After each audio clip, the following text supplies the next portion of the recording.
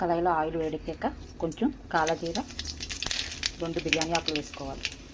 అల్లం వెల్లుల్లి పేస్ట్ వేసుకొని బాగా ఫ్రై చేయాలి. ఇలా ఫ్రై అవుతున్న దాంట్లో 1 స్పూన్ ఉప్పు వేసుకోవాలి. పసుపు, కారం, ధనియాల పొడి వేసుకొని బాగా ఫ్రై చేయాలి.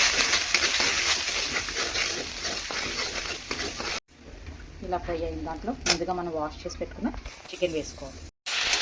ఈ విధంగా ఫ్రై అవుతున్న దాంట్లో మనం ముందుగా మిక్సీ పెట్టుకున్న మసాలాని వేసుకోవాలి.